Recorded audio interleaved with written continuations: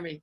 Well, obviously leading into the crisis, video was certainly on its way to surpassing the format or surpassing content for all consumers. And now then COVID-19 hit and it was even more so. People were confined to home. They're watching more TV and video on all different screens, on all different platforms. And really initially TV or video was considered more of a branding tool, but we've seen it now become more for performance as well. And my two panelists who are joining me, they are all about video and performance. And they're going to share with us how they're not only optimizing video, but they're also helping it to improve their performance. So I want to welcome, I have Megan Seman. She is the Senior Growth Marketing Manager at ThirdLove, and Hayden Spencer, who is the Associate Brand Manager at Reckitt Benckiser. Welcome, guys. Do we have everyone here? Yes, thank you for having me. Hello. Hi, Megan. Oh, I guess I'm not seeing you. I do not know. Let me open my screen. Again, not the most technically. Here we go. Got you all. All right. Well, welcome, guys. I really appreciate you joining us today. So, well, first, I just want to first introduce you guys and just tell me a little bit about what you were doing and how COVID really disrupted you and how that changed you, forced you to change your media plan. Let's start with you, Megan. Sure. So, you know, as a D2C bra and underwear company who started out probably 6-ish years ago, 2020 was going to be our year for brand awareness. And those plans kind of, you know, shifted a little bit once COVID happened. So, you know, our brand awareness goals, I mean, it's still something we're focused on, but it's been put a little bit on the back burner as we sort of shift our focus to efficiency. So luckily for us, you know, that's kind of where we came from. And so we're really comfortable with trying to operate in, you know, a really efficient, you know, marketing mix. So as a result, you know, we reduced our linear TV. We typically buy that in scatter, so that was flexible, luckily, and we were able to sort of pull out of some of that. We reallocated some to OTT, and then, you know, Facebook audio, search and shopping, all of those performance drivers, we sort of decreased our overall investment, but overall, you know, they're still really important pieces of our media mix. Okay, and Hayden, what about you? So there really was no big changes from us from a perspective when COVID was hitting. At this time, we decided to ramp up our media investment pre-COVID. Fortunately for us, that came with a change in quality on TV buy, which was targeting more of news networks. I guess to start with clarifying, currently I'm on a brain supplement brand, so we have a primarily older target audience. So we would be going after the news networks anyways. So by enhancing that more, right around the time COVID came in, it actually worked out very well with everyone tuning into the news and seeing how that could help elevate our awareness and reach. From an online perspective, there wasn't much we did. We tried to act quickly on what we could do as a brand with COVID. And we have an app that ties to our product, and it's a brain gym to help track, monitor, and assess your brain performance. And that's something that we put out a free campaign for and waived all the fees. So that way there would be something that we could do as a brand to help people out in that first, not so much now, I feel like, but when COVID was first starting, everyone was starting to work from home. People were kind of getting really stressed and didn't know what to do. So this was like a way that we could help cope with that. Yeah, and you're actually, because many brands really try to avoid any COVID subject, you know, in terms of, but you sort of leaned right into it. Yeah.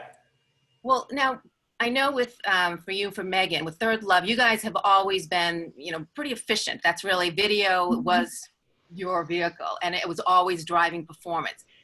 So let's go to why that was the case. You know, we had COVID and obviously you had to adjust, but the fact is a lot of people don't necessarily, they may realize they want to use video more for performance, but they don't necessarily know how. How did you guys do it so successfully? Yeah, absolutely. So, you know, paid social has always sort of been our bread and butter in terms of performance. As a D2C brand, that's, you know, where so many of us are sort of born and, you know, really start to build a following. You know, for ThirdLove specifically, we have a somewhat complex message to get across, not just about our brand story, but then also in terms of fit education, you know, helping people understand what size they should be wearing, what style, you know, how breast size and shape affect the products that they buy. So video is really just a great medium for us to communicate those complex messages. And we do hold all of our video campaigns, whether it's OTT, linear, YouTube, you know, Facebook, we hold all of those to strict CPA goals, because we've seen that they can perform if we make sure to communicate not only the brand story, but also, you know, more of like the product story as well. Well, before moving to Hayden, the big question is, because there's no really standardized measurement, how are you able to track the ROI? How are you able to know that this are successful? Sure. So, you know, in digital channels, that's obviously a bit easier. For OTT and linear, it's a little bit more difficult, but we have leveraged burst attribution tools. So TV Squared, Horizon Next is our agency. We use their Connect tool to measure performance of the channels and then, you know, be able to optimize our buys. And they're all optimized towards CPA goals. So we have our site pixeled and we're able to sort of track purchases based on people who have seen those videos. Right. And now in Hayden, I love your Nariva campaign with Jeopardy. Tell us about that, because you were really able to optimize your video by using other channels as well. So it wasn't just that one shot, let's produce a video and air it. You had other things that supplemented that. Yeah, so previously we've done integrations with TV shows like The Doctors, and the ROI was not fully there, mainly because the only thing we were leaning in with was the integration itself. This year we were trying to go after the older audience with the brand supplement, so a perfect fit, Jeopardy, hand in hand with a very engaging audience. So what we did with that integration this time is, how can we distribute the cost across more platforms to help drive a higher ROI on the more efficient networks versus just TV. So what we did was we created social content and we adjusted keywords that correlated towards our product in Jeopardy to help distribute the cost to increase the ROI. So with the video on social, we were able to adjust the audiences to fit like our current target audience that we're going after, but overlay it with the Jeopardy. By doing that, we were able to achieve a 54% higher click-through ratio than our current campaign, which also is 8 times higher than our Q3 2019 benchmark. And then in addition to that, our cost per engagement went down 45%. So the CPM slightly went up, but all in all, with who we were going after and the message we were communicating, we were delivering on all of the audiences we were going after, and had very high performance. And you were also then able to continue leveraging that with your social media sites? How did you do that? Exactly. So we can continue to leverage that message past the integration for as long as we would like. In this situation, the Jeopardy audience isn't the largest, so we were able to maximize it in a month, but we saw great results from it. Other things that we saw from search perspective with that is that we actually, I think we were on air for 3 days, and the third day, well, it was like leading up, but the last day, the search volume that we had for our branded content was the highest it's been since our brand launched about a year ago today. Wow. And again, that's all, did you have to adjust things? Because we're talking different channels, and I want to put this to both of you guys. You know, is it that one video fits all, or how do you adjust it without it being, you know, ridiculous on the budget? Whichever, Megan, if you want to maybe sort of take that first. Sure. Yeah. So we have an in-house video team. So it's, you know, a little bit easier for us to sort of produce and customize messaging per channel.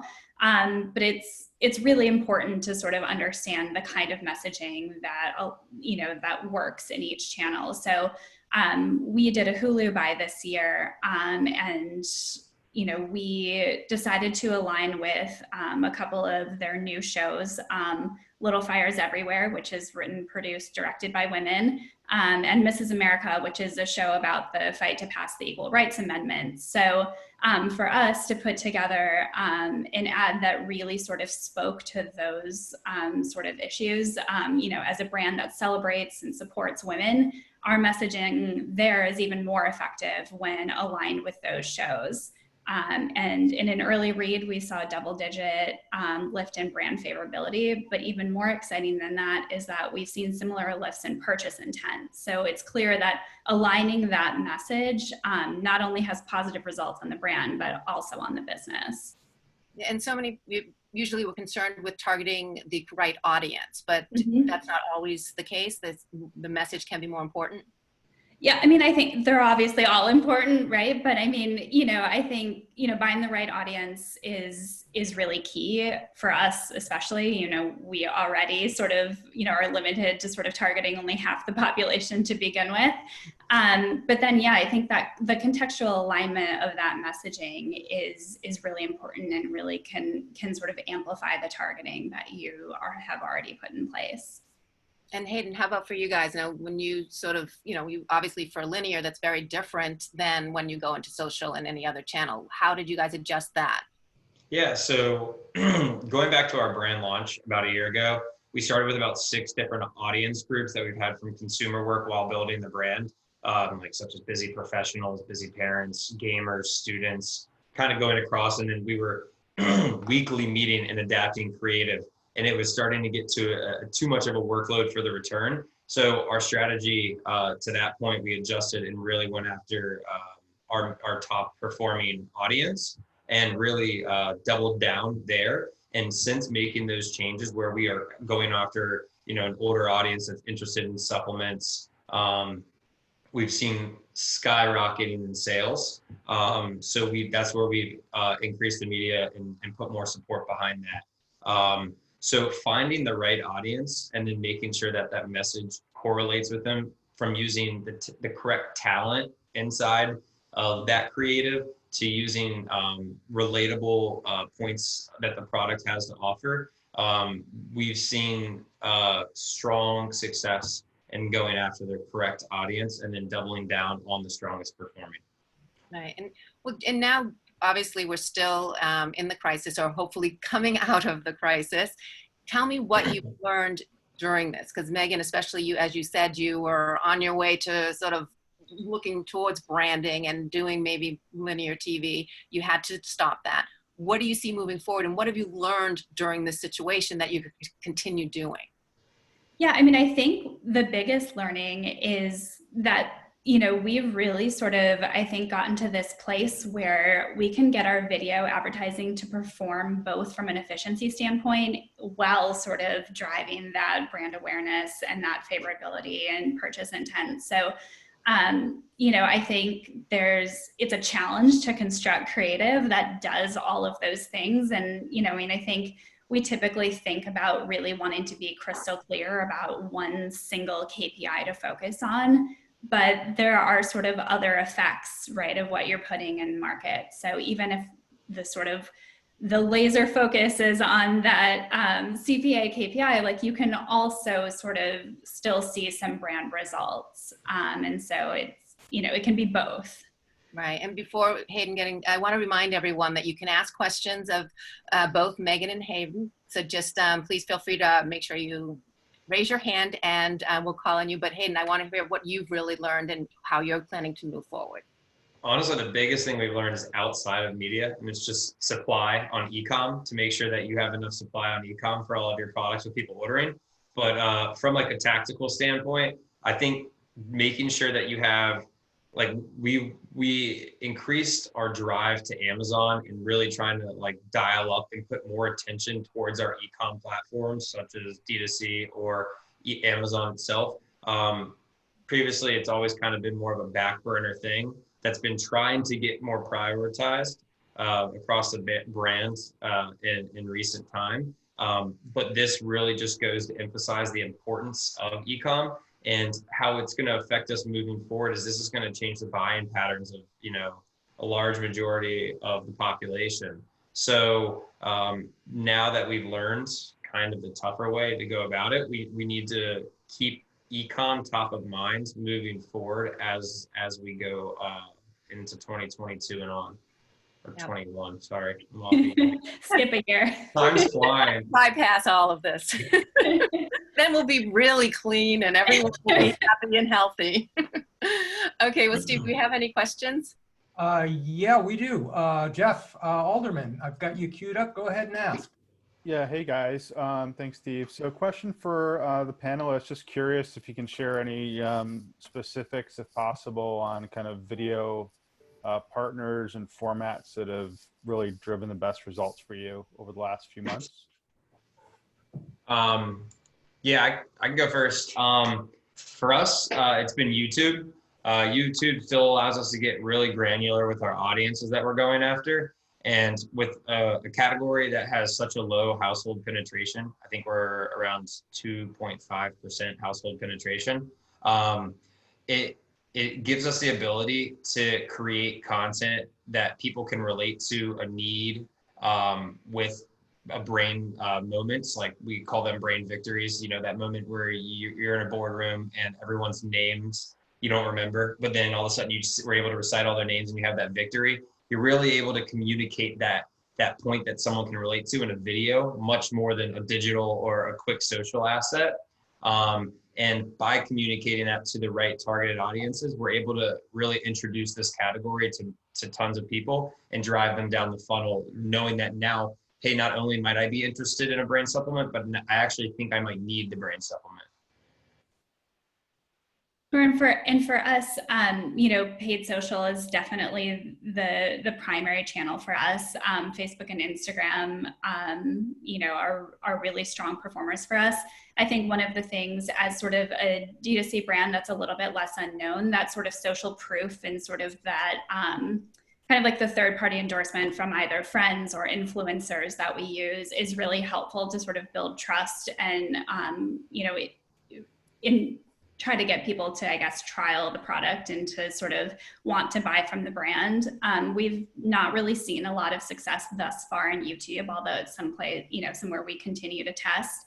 But the other one is, you know, Hulu has actually worked really, really well for us. Obviously, streaming is up a lot right now. And the fact that we can sort of be a little bit more targeted, we can, you know, align ourselves with the appropriate content. I think that's a way for us to really sort of, you know, expand our reach beyond sort of the social realm. And we have, fitting enough, we have a final question from an old friend of this summit, Clayton McLaughlin, who has actually helped us program shows in the past and given us great advice. What a great way to end. Clayton, are you there? I'm not that old either. So All right. Been around a while, but I'm not that old. I'm just interested in projections for obviously the remainder of this year, but as we look towards 2021, you know, there's been an uptick in e-com. Do you expect that to level out? Do you expect that to continue to grow? Do you expect it to decrease a little bit, at least from a growth pace? Just trying to understand how, you know, brands are looking at that, understanding the sort of uniqueness of the last 3 months. Yeah, so for us, bras and underwear category demand has increased. So I think we're well positioned as a D2C, you know, e-commerce brand where people are able to shop and, you know, don't have to go to a fitting room to try things on. So I think we're expecting that we'll definitely see growth this year. Yeah, we've seen significant growth actually dating back to that Jeopardy activation at the same time of COVID. So it's kind of hard to measure exactly where it's peaking from. But since then, we've been sustaining high levels on e-com. We've been the #1 in market share on Amazon for brain supplement.